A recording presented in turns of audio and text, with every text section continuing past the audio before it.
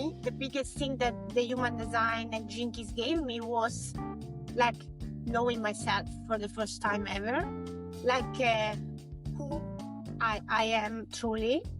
Is despite everything people have told me I was supposed to be, and when you know yourself so deeply, like no one can tell you how to do things, how to speak, how to behave, how to, you know yourself, you know your integrity, you know your heart, and you become unstoppable. Welcome to The Ugly Phase, the podcast for entrepreneurs who know that growth is never pretty. Every business hits the ugly phase, and barely anyone knows how to get out of it in one piece. Worse, no one tells you how to avoid showing your own ugly face when the pressure is on. Here, we break down real stories from founders who've been there, so you can push through and come out stronger. Every entrepreneur faces an ugly phase, but not everyone makes it through. This show makes sure that you do. Today I have a guest who has managed to reach and to blend the two worlds that usually collide: spirituality and business. Her name is Elisa, and I'm going to let her introduce herself. Thank you. Hello, everyone. I'm Elisa. I'm from Italy, but I live in Barcelona. In Spain, I'm a 2-4 manifesting generator, for the one familiar with human design. And I built my business to multi-seven figures in the last 6 years. As you said, merging spirituality and strategy. And that's why, my brand is called the House of Opulence and Healing, because I truly believe like we can have luxury and we can also be spiritual, that the two things don't go against each other, that the age of like the broke healer or spiritual women is changing, and I'm like pioneering in my own way that this change.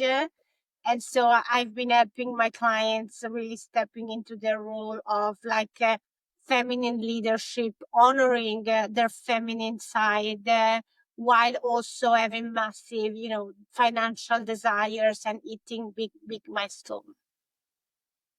Awesome. I know we spoke during the warm-up about a personal story that has motivated you from your early days. Would you mind sharing it now?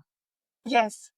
So I was saying that, my grandmother has been my role model, because I grew up basically with her. Like she has been with me always. I was going to her every day to study Greek, Latin, and she was like the most intelligent woman I've ever met. She remembers still at 70, like all the Latin by memory, all the Greek. Oh, Uh, wow. she had 2 degrees, one in chemistry and one in pharmacy, that she actually took during the Second World War because she was Jewish. And she managed to, I remember her telling me the story of going to the university on her bike with the snow. She was really resilient. And then she did a trip with her father to Sicily, where she met my grandfather, who was in the army. And he fell in love with her, and like 15 days later they were engaged. She was also gorgeous. She was intelligent. She was gorgeous. She has great taste. She was the full package. So after that, she gave up all of her career and became a mother of 4, a housewife, and, really dependent on my grandfather, who was this typical South Italian man of, that age. And it was very controlling and very like, everyone needed to serve him, and he was like the king, and no one could like disagree with him. So she was like, I saw her like in a little corner, almost shrinking, and not having any financial independence, because he was making all the decision, he was managing the money, he was, deciding how much money she could spend or not spend. And the same applied then to their children, because my mom Mm-hmm. was like, since she was young, she had to cook, clean, go to school, have a job. While the guys, my uncles, they were like free. They had cars. They went to private university, career, and so that really made me think when I was young, like I don't want to build a life like that. As much as I admire my grandmother and I love her, I don't want to end up like her, wasting my talents, and not having my financial independence. Yeah, I totally get it. It really resonates with me. As somebody who grew up in Russia, I've definitely seen a fair share of the same thing.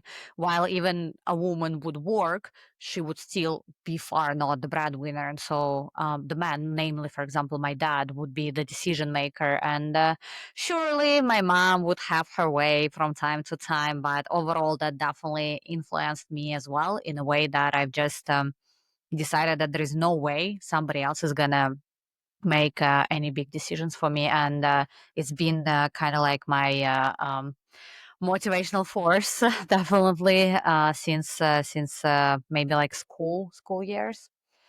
um since you mentioned human design, how did you get into that? Because I have my own passion for it and I have my own story, but I would love to hear yours.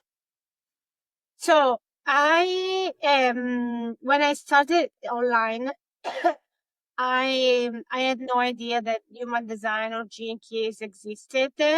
Um, but I've tried all the spiritual tools, things, and since I was 15.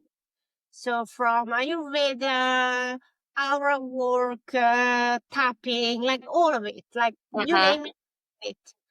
But then, I was like scrolling on Facebook and I saw this woman offering like a brand assessment, I don't remember, based on your DNA. And I was like, oh my God, that's so interesting. And so I That sounds interesting. booked a session with her, and I discovered it was Jenkins. And immediately, like, I felt so seen and so understood. And I was like, oh my God, this makes so much sense. This is like a resonance so deep in my soul. And so I started working with her on my brand, energetic brand with Jinkies. And then of course, Jinkies come from human design. So I start entering also in the world of human design. And I have to be honest, like at the beginning, I was very still in masculine mode, because that's how I've done before, in corporate and in the business. And so I was like, yeah, whatever, this human design thing is nice. But, I was still like hustling hard, and behaving like a manifestor, making it happen. I always made it happen, until in the last months of my first year, like I was really burned out again. And I was like, okay, I need to find a better way. And Mhm. maybe Inkies and human design, I should really get Could be the thing. into it. Mhm. And so I enrolled in a school with this Jinkies ambassador, and we worked a lot on Jinkies human design for business. And like I always say, like, it brought me to my knees, because at the beginning was a lot of ugly crying and like, whoa, what is happening here? Like, I thought I've done the work all my life, and now this is like all exploding. But then, like, surely my energy shifted, my body shifted, my mindset shifted, and like my magnetism, all of it, like, started really alchemize, and I found like so much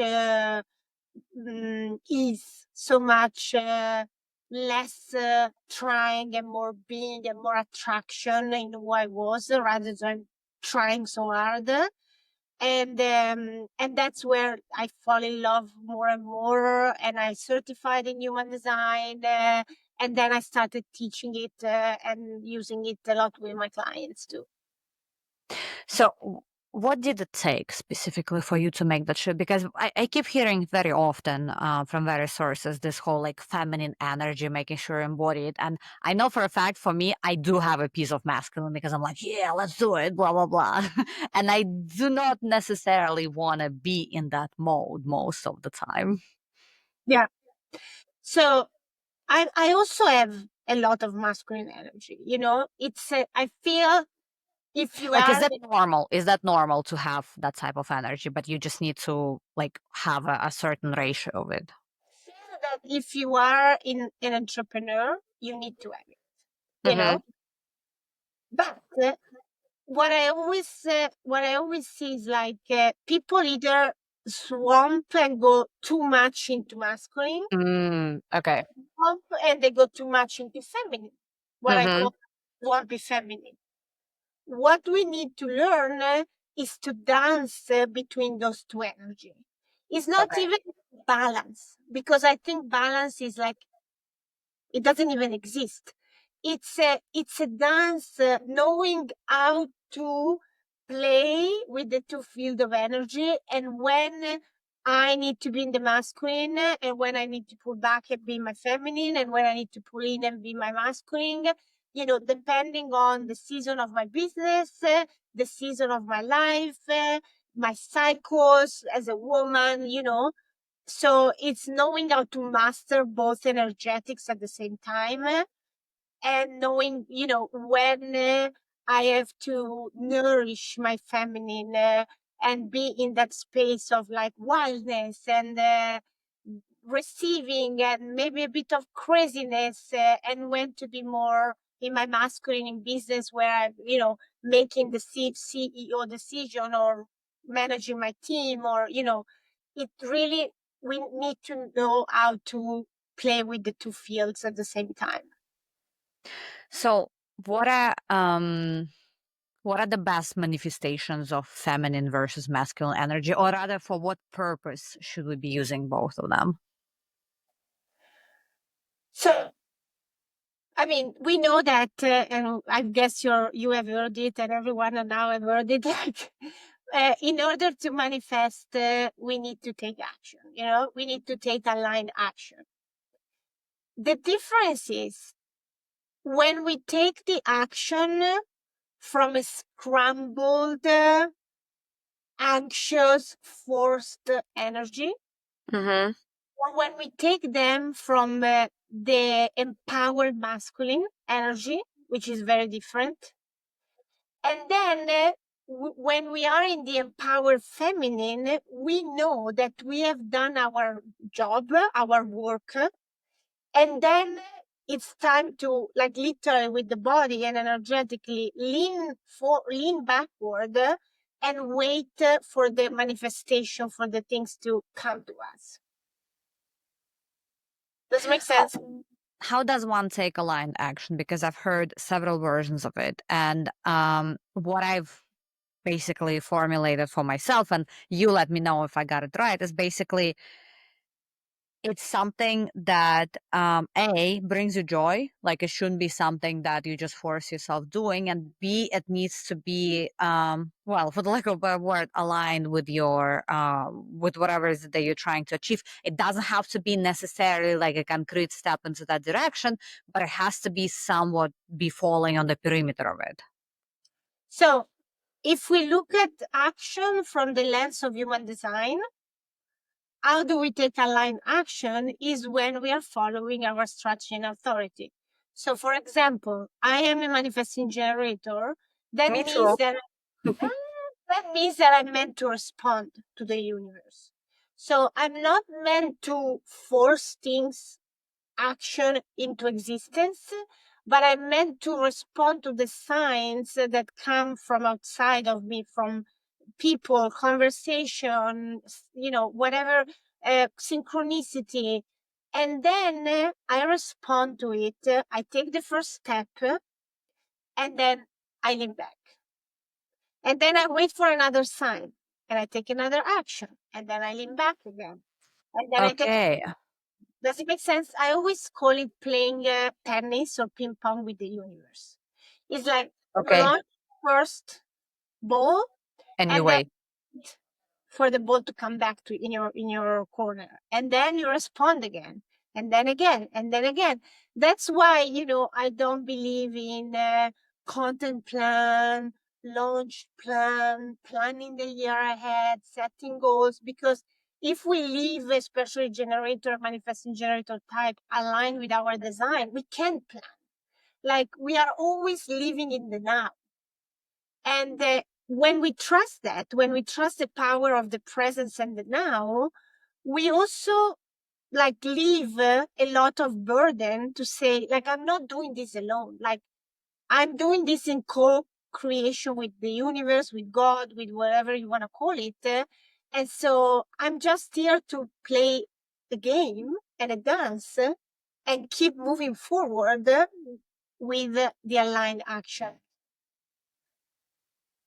You literally just blew my mind because no, seriously, because I've been no joke. If you hear to any of the listen to any of the recent episodes, I always say to the guests that I believe every single guest on my pod has been sent to me from the universe, because there's always something that they say or talk about or we discuss that just makes it click for me. It's either something that I thought about or I saw and I'm like, yes, this is it. Like, this is the sign. And now that you like, I didn't think it was a thing, because I'm like, yeah, well, just it's been a lot of it happening, but now I'm like, this makes so much sense. This is what it's about. Because, and what you just said about not having a plan, I mean, I would literally die if I have to write a plan. It's like, it feels like such a forceful process, like I would do it if I have to, but at the same time, I'm like, no, I just have this like vague idea of what is it that I want.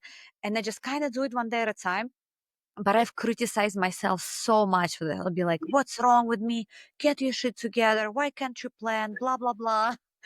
But what you just said just like literally removed years of criticism in my head. I'm like, oh, wow. Okay. So I'm just supposed to function that way. You are. And what I've noticed, what I've seen is like, even for me, it's so easy to be conditioned, by the external world, Right. especially online, that there is so much like noise and everyone has the secret, but no one actually has it. Right. It's like, me too. Sometimes I fall into the mistake of like, oh, maybe, I need to make the plan. And every time I try to do it, it backfired. It was either really hard, or really difficult, or not working, and all the time I've just flow with this response. Like, I write content in response, I create offer in response. I don't come up with an idea from my mind and say, oh, this sounds interesting, but like, there is no life force in it. But when we do things in response, is where there is like vitality and life force in it, and then Hmm. start to flow. But like I said, it only applies to manifesting generators, not generators, right? And I know there is like this interesting statistic. Who is the rarest type? Is it the generator? Which one, sorry? Reflector. Oh, reflector. Okay, okay, okay, okay. And manifestors is the biggest chunk, right? No, the biggest No. chunk is a generator and a manifesting generator. We are 70%. Okay. The manifestor 8%, 1% reflectors, and around 20% projectors. Okay. So most of us are manifesting generators or generators then. And what we have just discussed applies to them. So for anybody, if somebody wants to check their type, where should they go? Because I know, but I want you to share it with everybody. I normally check either like my human design app or 64 keys. Both are like my go-to, and it's like starting with your type and with your strategy and authority. At the beginning you're like, oh, simple, yeah, I can do that, but actually it's not. It's like it's the hardest thing to do, because especially for people, we have been indoctrinated to behave all as manifesto, because manifesto are the only type who can make it happen. Like they Okay. initiate, they go for it, they start the ball rolling, but all the rest of us, basically the 90% of the work, we are not meant to live that like that. Mm-hmm. And when we try to be like manifesto, we go out of alignment, and we stop being magnetic. We instead of living the path of least resistance, we go the opposite way. I see. Who would be like famous examples of manifestors for everybody to understand the personality type? Oh my God, I don't know.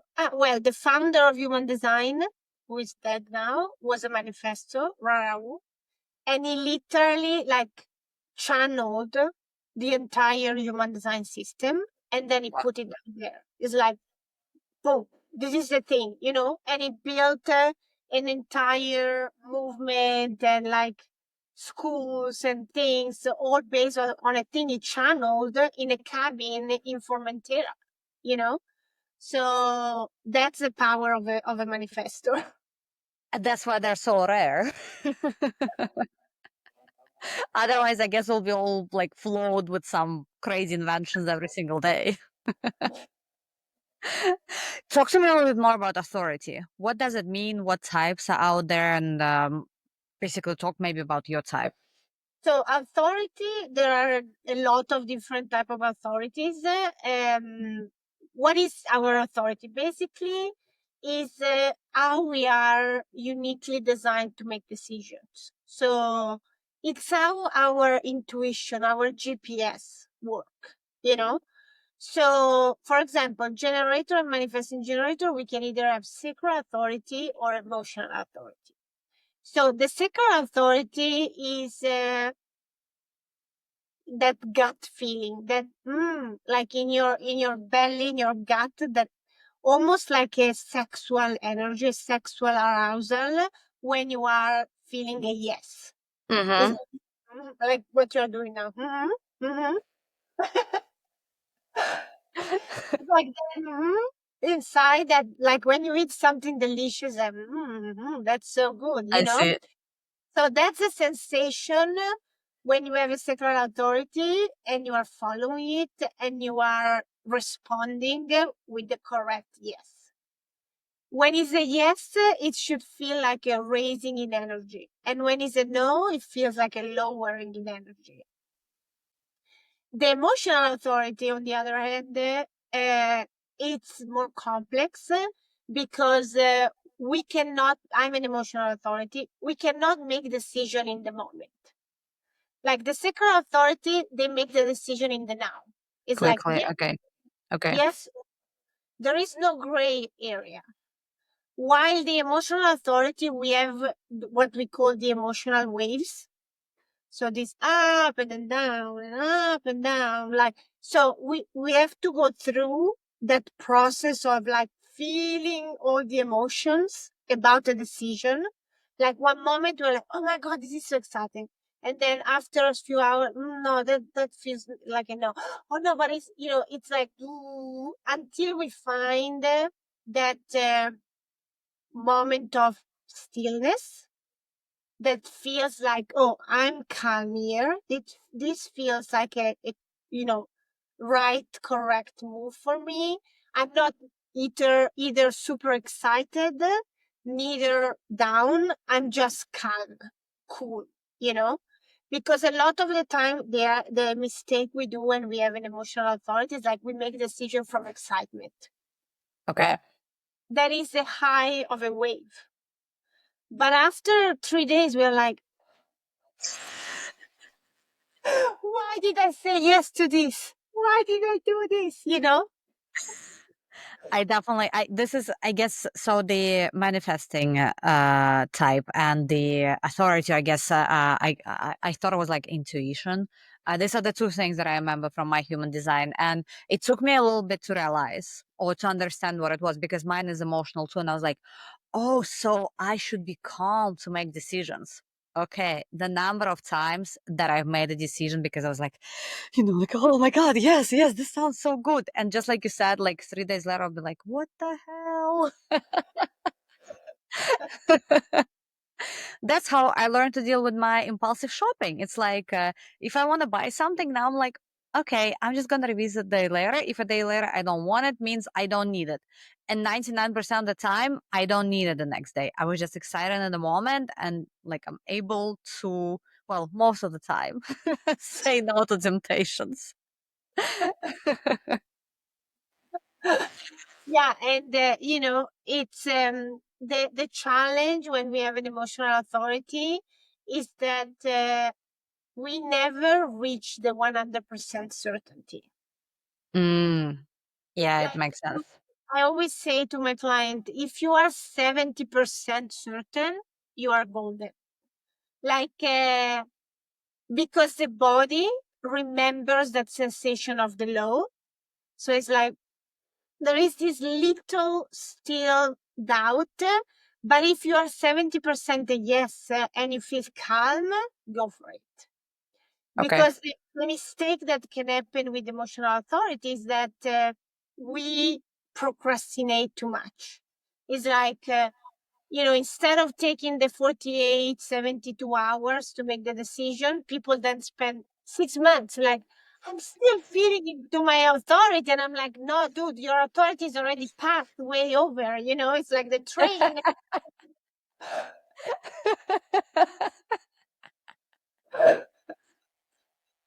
Yeah, I think there's definitely some abuse in that regard. I want to Yes. go back to the subject of, not having a plan, because now that we have figured out that it's okay not to have a plan, but I guess we should still be somewhat clear on like the final destination, right? Because we cannot just wander around not knowing where we're going. Like, what are your thoughts on that?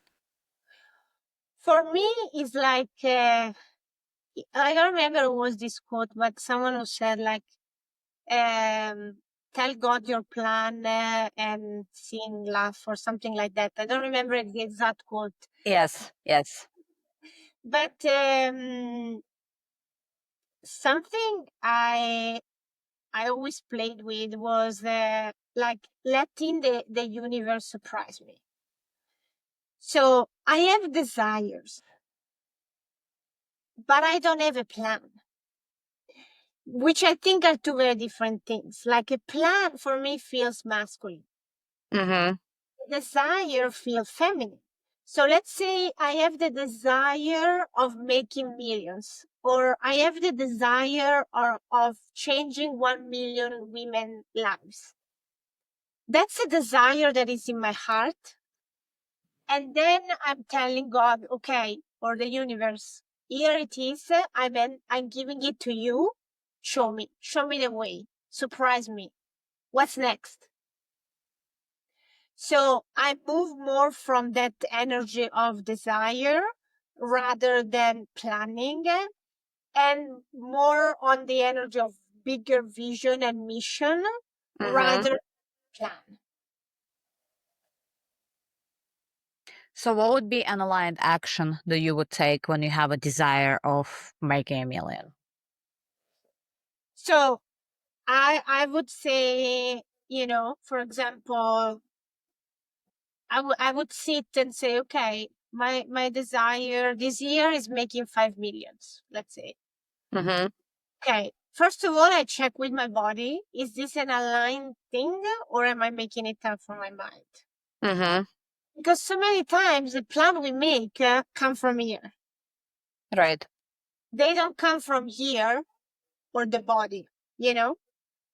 And so we scramble trying to make them work from here when they were never meant for us in the first place. So my first thing is always like I check with my heart and my body, and I'm like, okay, yes, that feels aligned. My body feels good about it. It feels like expansive. And then I literally ask like the universe, okay, what's my next move? What's my next aligned action I need to take in order to get me closer to that desire? I listen and I move. And then I check back. I listen and I move. And then I check back. I listen and I move. It's like, it's this constant dance.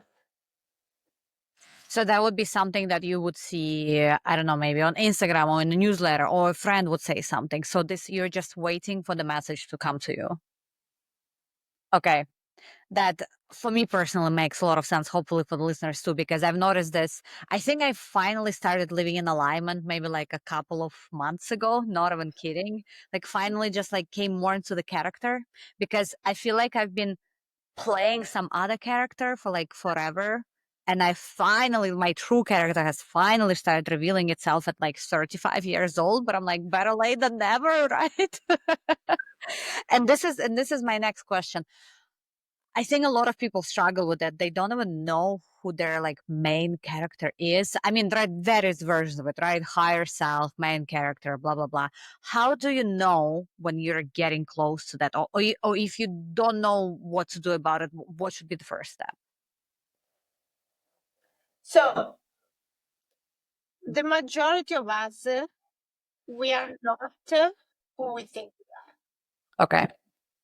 Meaning that since young age, since childhood, we have been conditioned by the family, the school, the culture, the society. We have taken on a skin that is not us.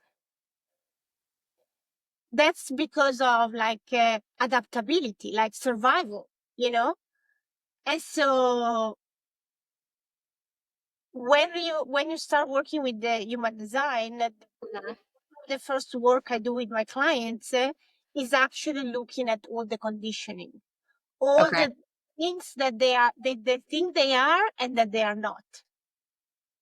You know, all the rules they've taken on that they were never meant to, for them in the first place. You know, the belief, the rules, the character, and so layers by layer we strip back and we come to the core of who you are. Because one of the, for me, the biggest thing that the human design and Jinkies gave me was like knowing myself for the first time ever, like who I am truly is, despite everything people have told me I was supposed to be. And when you know yourself so deeply, like no one can tell you how to do things, how to speak, how to behave, how to, you know yourself, you know your integrity, you know your heart, and you become unstoppable. It's like for me, that has been like one of the first code that I've unlocked to become successful in business, because when we know ourselves, we trust ourselves. And when we trust ourselves, we have sovereignty and power over our own life and business. Can you give me an example of maybe like a few instances of conditioning that either you have removed from yourself, or maybe like a client example, so like listeners can put it together? Because I think it makes sense in theory, but also it's good to hear some examples. So, for example, for me, being a manifesting generator, I was told, and still my mom tell me this stuff, but now I'm like, whatever, mom, that I'm like flaky, that I keep changing my mind, that I do too many things at the same time. And as you said, I always made myself wrong for it. I always judge myself like, why I cannot be more consistent? Why I cannot be more, having one thing and stick to Mm-hmm. it? Mm-hmm. Not like I'm not meant to be that person. I'm meant to be multidimensional, multi-passionate, to change my mind and to give people that freedom of like, you can do and be whatever you want. There are no rules. And so when I give myself that permission, I also became that permission for my clients. I love that. I also feel like we're doing therapy session for me right now because what you just said, I'm like, fuck yes, I feel exactly the same way. But I was able to like I'm because I've been listening to a lot of podcasts about human design and just following a couple of influencers, and then just like little by little, I was like, oh my god, and this and that. Oh, so it's fine for me to be this chameleon that is like changing every day. And the biggest criticism I actually got about it was from my husband, who'd be like, again, like you're changing and doing this, and I'm like, yeah, and it's totally fine. I'm like, some people do the same thing for 10 years and it's okay for them, but I'm going to change it every 10 days and it's also fine. And maybe I Exactly. could have accelerated that understanding if I worked with a coach, but I was able to like help myself, so to say. But it's been super it like helped me get some breakthroughs last year when I finally I think accepted the way that I am without trying to put myself into some box that I'm supposed to be this and that, and that was totally liberating. And like another very simple example, like since I didn't trust myself because people told me I was like not to people, my family mostly told me like, you change, you keep changing, you don't stick to anything. So little by little, I stopped trusting myself. Of course, it's like I cannot rely on my own judgment, like because Right. you know. So even for the small stupid things, I couldn't make my own decision. I was always asking like 10 people, what do you think? What should I do? What do like giving away my power in this Mm, sneaky way? Because then, of right. course, Olia will tell me something. My husband will tell me something else. My other friend will tell me something else. So then I was like, oh my God, I don't know. I'm stuck. And when I started working with Jinky, the human design, I remember like building my office in my home. And it was the first time I didn't ask anyone what they thought about the decoration or the chair I choose or the color. I was like, I like it. I want this and I'm gonna have it. And it felt so it's a small thing, but it felt so empowering because for the first time like it was me. And Hmm. I asked to 5 different people, what do you think, what's your opinion, to then get upset if they didn't give me what I wanted to hear or giving away my power. I totally, totally, totally get that. I've definitely been on that boat too, where I would like let somebody else decide. And again, it took me like years to finally understand that somebody else can have a different opinion, not like what I do, and it's fine. It's like I don't have to agree with them. And I think it's specifically hard to do with an older person. For example, say my father-in-law, sometimes when I talk about, because he's coming from a business background and he's like total like 200% French. So he would have like very strong opinions, and I used to like belittle myself and just like agree with him because I didn't know what else to do. And now when we have same conversation, I'll be like, yeah, I just don't think it's good. I'm like, it's okay. I'm like, that's your opinion. I'm still gonna do it because I want to try it. And he learned to respect it, but it's definitely been a journey. Yes, it's a journey. Yeah. Um, Another question that I wanted to ask you, which I think is deeply connected with manifestation, visualization. How much importance do you place into it, and is it equally important for all of the manifesting types? um, so there are like I could go into very very like different things which I don't and we don't have time, but I would say yes and no, but because there are people for whom like visualization really works, and there are other people who actually they don't enjoy it and it doesn't work for them. So again, even in manifestation or in the practice we have, there is no one size fit for all. Okay. It's like knowing your chart, your chart is way more complex than just strategy and authorities. Knowing your chart, because we have your manifestation type, your motivation. We have a lot of different sub elements in the chart, Hmm.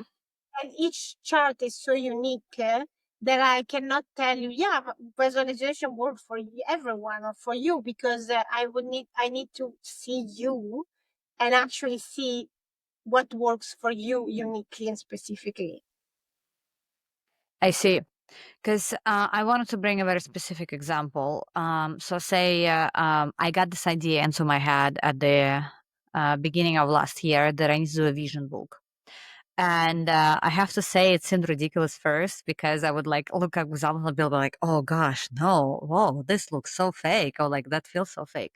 But once I did it, and actually I used some of my old pictures where I felt good, or like with my husband, with my kids, to say, oh, I want exactly this next year. And then obviously some other pictures were just from, from the internet. And then I just kind of put it down, and I would eventually go back to it like every once in a while. And I just looked back at it a couple of days ago, and I was like, holy shit, actually, a lot of things that I put into it came true or close to being true. Well, the only part is the $1 million in my bank account, which didn't come true. Because I don't think I believed in it from the very beginning, but I did believe in like experiences that I wanted to have this year. So what are your thoughts on that? Like, is that helpful, or is it all about just really setting the intention of what is it that you want? Again, I think that for some people it's really helpful. Like some people really love it, Mm-hmm. and it works for them. For me, no. Like I don't do vision boards. I don't journal. I don't do any of the things that the majority of people do because they don't work for me. You know. So it really depends on, does it feel good to you? Does it feel good to you in your body? Like when you sit there and do your vision board, are you doing it because Guru X has told you that it works? Or are you doing it because you truly believe in it and it feels fucking fun and amazing, you know? And then, does it work for you? Does it not work for you, you know? Some people love breath work. They think it's the best thing ever. I don't, it's really like honoring our uniqueness, and also the unique way we are designed to co-create and manifest. Like one thing they say for manifesting generator, for example, is that instead of like immediately move towards an action, what we can do is visualize us while we do the action. So let's say you want to launch a podcast. Instead of going out there and doing all the works and preparing the podcast, like sit a minute with yourself and again, visualize yourself actually doing it. How does it feel in your body? For me, it's all very somatic and body led rather and energetically rather than here. So Mm-hmm. I check with my body and with my energy. How does it feel? How do I feel? Very interesting. So this, I guess, kind of answers my next question, which was gonna come back to the whole, 1 million joke. I think there were certain things that I tried visualizing that just felt ridiculous, if that makes sense. I'm like, yeah, I really wanted it, really want, but then at the same time, I'll be like, oh no, no, this is not gonna happen. So, but I think it makes sense now that you've said it. It's like it's really, there were some things that I thought about. They're just like make me feel all fuzzy and warm, and I'll be like, "That." And then some others will be like, yeah, I'm gonna put it here just because I should put it here. But really, I think I never believed that would actually happen. Yes. And like it's very connected with receivership. Like we can receive at the level of we desire the money, the blessing, at the level that our body and our nervous system feels safe to receive it. Okay, I see. So it's like, I guess, the level of you being prepared for it, for lack of a better word. Yeah, it's like safety and openness. Because let's make an example. Like I've seen a lot of people quantum leap in their income. Like let's say going from 5K to a 50K month. Like I've had a lot of clients like having these big jumps. But their nervous system and their body was not ready to hold that level of energetic charge. Mm-hmm. Because if we believe that money is energy and we are energy, those two energy clashed. And that's when we burn out. That's when we lose it. But incremental growth, I never had this big, huge quantum leap. I always had like incremental growth that felt really good to sustain. So, for example, when I received my first 80K, 100K painful, I was like, yeah, of course, like normal. My body didn't freak out. I didn't think, who am I to receive that? I'm not worthy of it. Like it was like, of course. The same when I had my first $1.3 million cash year. Like, oh, of course. Like, yeah, you know, because I prepared my nervous system and my body, my capacity to receive and hold to that point. How did you do that? Because I think that's what everybody wants to know. Yeah, another course on it, but another podcast on it. But basically, it's again working with the body capacity, and the nervous system, and instead of operating from the logic and from the mind, operating from the sensation in our body, like checking in with our because your authority in human design always live in your body. Mm-hmm. Whatever is a splenic authority, sacral authority, and emotion, it's always in the body. So we have created a society where we live like this, from the neck up. And so it's a matter of reconnecting soul, heart, womb, spirit all together, instead of living in this fragmentation, like the head and then the heart and then the body. Is like it's learning how to merge all of our aspects, all of our elements, and trusting our body and checking in with our bodies. Like I want to, like, for example, I ask yourself like, oh, I want to have this launch and I want to make 6 figures. Okay, now check with your body. How does it feel in your body? From 1 to 10, how do you safe to receive 6 figures right now? How safe do you feel in your body to hold that level of money? How safe do you feel in your body from 1 to 10 to have 20 clients or 30 clients, 50 clients, 100 clients? Like, we play with that minimum and maximum, and we find the middle in our nervous system, in our body, that feels juicy and safe to hold and receive. So does it require like a certain routine that you need to apply every day in order to come in alignment between all these different elements of yourself?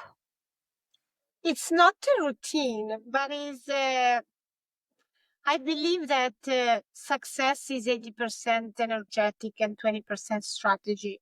So is actually dedicating a lot of your time in the day, attending your energy, attending your body, getting in alignment, doing the things that makes you feel fucking good, you know? Okay.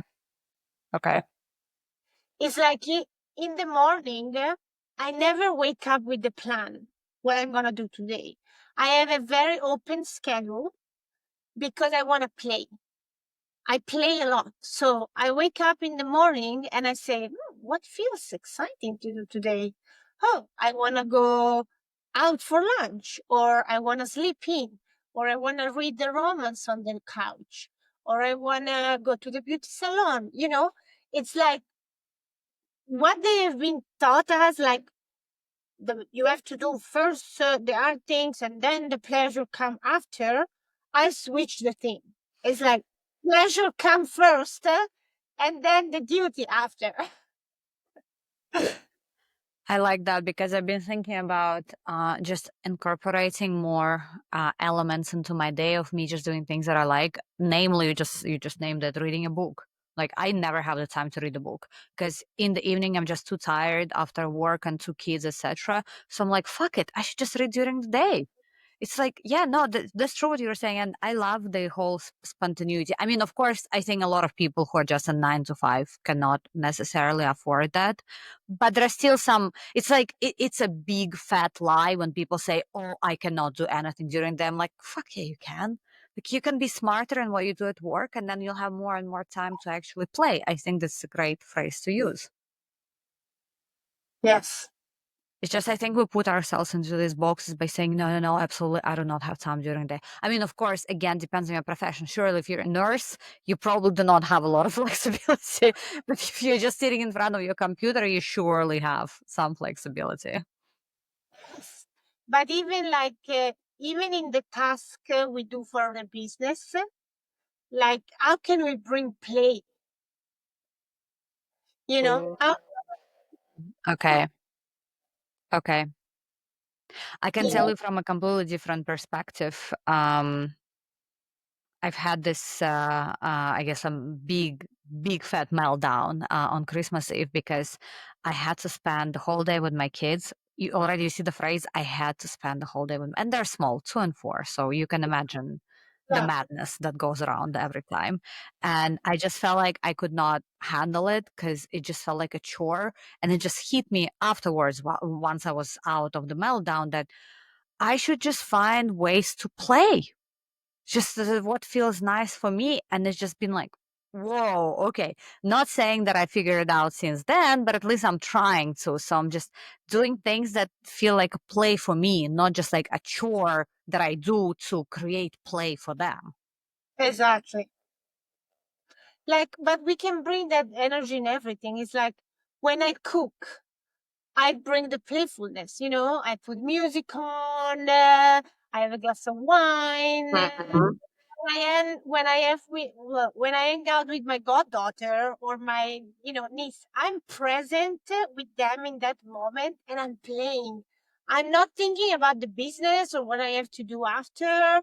And when I'm in the business, I'm playing in the business. Like, well, it feels fun, the more we bring that energy of play, of fun, of joy, the more is like we open ourselves up to receive, but also it feels like the energy is pumped. Right. Right.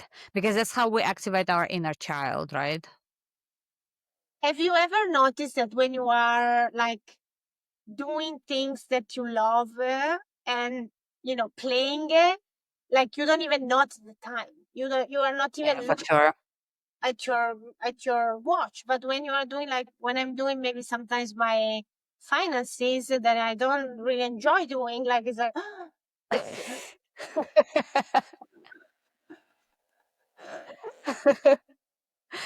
No, that's for sure. And I've also, from somebody who is preaching manifestation, I've heard this phrase that part of aligned action is actually just doing things that you like because sorry, not aligned action, but creating the right type of energy. You just need to do things that you like. That way you'll be like in the right energy and it will help you manifest as well. yes. It's like if we believe that the universe and wants to see us happy and thrive, uh, we do more of it instead of trying to should and have to and all of that. Like with my clients, I always say, in this space, we remove the should. There is no should. There is no I have to. There is like, what do I want? What do I desire? Mm-hmm. Mm. So funny. I've used this like I told you, every single podcast guest is like validating something for me. Because I'm just listening to this clarity meditation this morning because I was dying from that food poisoning. So I was like, I need to just relax. And in the meditation at the end, it asked, okay, now journal everything you just thought about. And I started writing something like, oh, I should do more sport. And I was like, no, I want to do more sport because I want my body to be healthy, etc. And just that just like clicked. I was like, yes, I want to do that, not because I have to, I should, etc. So thank you. Another great reminder. Elisa, it's been a wonderful episode. I think we've discussed so many interesting things. Hopefully, for people who are not familiar with human design, it was interesting as well, and they can go on and check the resources. Now let's get to my favorite section, which I call homework. Um, is there a task or small homework that you would like to give to the listeners that they can immediately act upon? It could be something that we discussed during the episode, or it could be completely unrelated, but something that they can execute like almost immediately. It's so funny. Like, first of all, no homework, no task, play work.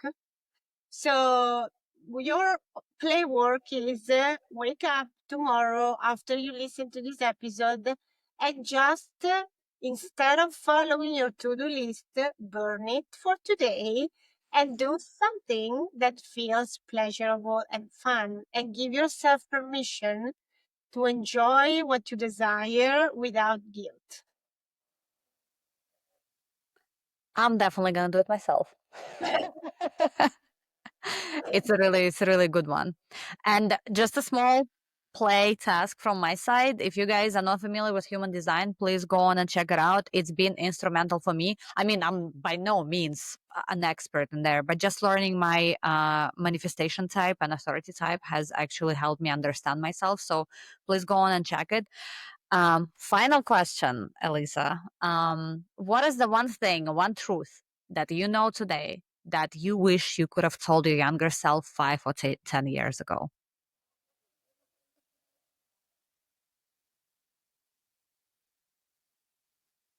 You will never know what life has in store for you. So stop worrying.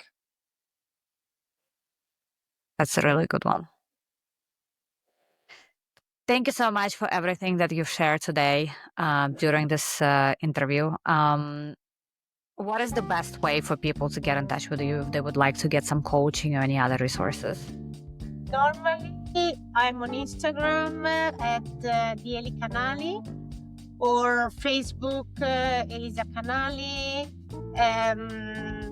Normally, yeah, I'm mostly on Instagram and Facebook, I would say. And we'll tag all your profiles in the episode description. Again, thank you so much. I've thoroughly enjoyed it. Grazie mille. Grazie mille for having me. And well, maybe see you for part 2.